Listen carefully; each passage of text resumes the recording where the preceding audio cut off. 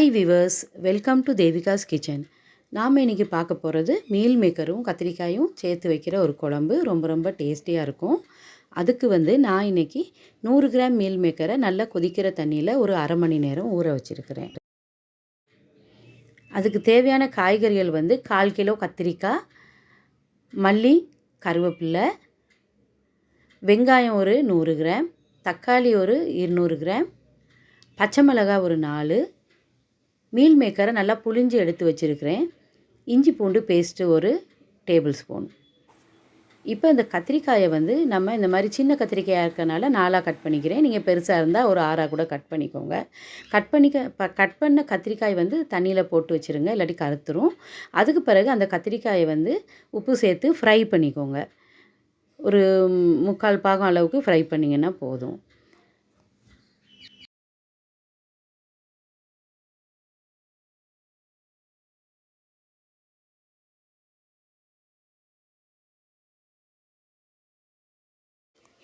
இப்போ நான் கடாயை அடுப்பில் வச்சு எண்ணெய் சேர்த்து கொதிக்க விட்டுருக்கேன். எண்ணெய் காஞ்சதும் அதோட 1/2 டீஸ்பூன் கடுகு,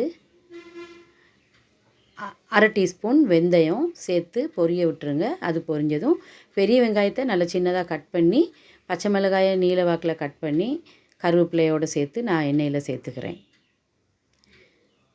அது நல்லா வதங்கட்டும்.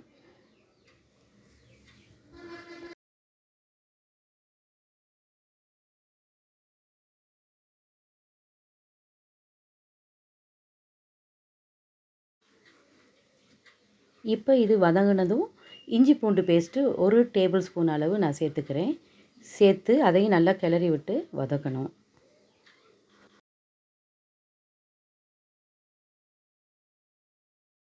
இப்போ 4 தக்காளியை நல்லா பொடியாக நறுக்கி வச்சுருக்கேன். அதையும் சேர்த்து அதோட வதக்கிக்கிறேன். தக்காளியும் நல்லா வதங்கட்டும். அது வதங்கிறதுக்கு இடையில் ஒரு கடாயில் அந்த புளிஞ்சு வச்சுருந்த மீல் மேக்கரை சேர்த்து வறுத்துக்கிறேன். பொரிச்செடுத்தால் ரொம்ப எண்ணெய் குடிக்கும். அதனால் நான் கத்திரிக்காய் பொரித்த எண்ணெயில் கொஞ்சம் கொஞ்சமாக அதில் சேர்த்து அது கொஞ்சம் ரோஸ்ட் ஆக வரைக்கும் வறுத்துக்கிறேன். இப்போ சிக்கன் குழம்பு பொடியில் 2 டீஸ்பூன் நான் அந்த குழம்புக்கு சேர்த்துக்கிறேன். மீல் மேக்கர் சேர்க்குறதுனால இந்த பொடி சேர்த்தா நல்லாயிருக்கும்.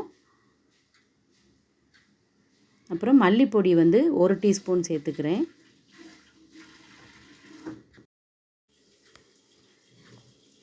மிளகாய் பொடி 1 டீஸ்பூன் சேர்த்துக்கோங்க. உங்கள் காரத்துக்கு ஏற்ப நீங்கள் சேர்த்துக்கோங்க. அதிகமாக சேர்க்கனாலும் சேர்த்துக்கலாம். கரம் மசால் பொடி ஒரு 1/2 டீஸ்பூன் சேர்த்துக்கோங்க. சேர்த்து எல்லாத்தையும் நல்லா கிளறி விட்டுருங்க. பச்சை வாசனை போக வரைக்கும் நல்லா கிளறி விடணும்.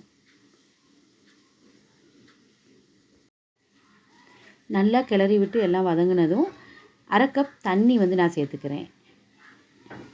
1/2 கப் தண்ணி சேர்த்து கொதிக்க விடணும். நடுநடுவு அந்த மீல் மேக்கர் நம்ம வச்சுருக்கோம் இல்லையா, அதையும் கிளறி விட்டுக்கிறணும். அது ரோஸ்ட் ஆக வரைக்கும் தண்ணி சேர்த்துட்டு தேவையான உப்பையும் இதில் சேர்த்து நல்லா கொதிக்க விடணும்.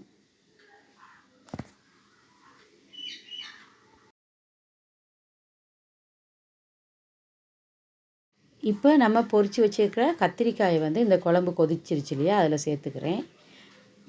குழம்பு நல்லா கொதித்ததும் இந்த கத்திரிக்காயை சேர்த்துருக்கேன். அதோட மீல் மேக்கர் வறுத்து வச்சுருக்கிறேன், அதையுமே அதில் சேர்த்துக்கிறேன். சேர்த்து நல்லா கிளறி விடுங்க.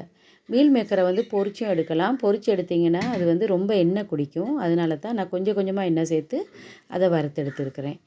இப்போ இதை நல்லா கிளறி விட்டு கொதிக்க விடுங்க. இப்போ இந்த குழம்பு கொதித்ததும் தேங்காய் அரை கப்பு சொன்னேன் இல்லையா, அந்த தேங்காயை நான் அரைச்சி இதில் சேர்த்துக்கிறேன். இந்த தேங்காயோட ஒரு 4-5 பொரிக்கடலை கூட நீங்கள் சேர்த்துக்கலாம். சேர்த்து அரைச்சி நல்லா கிளறி கொதிக்க விடுங்க.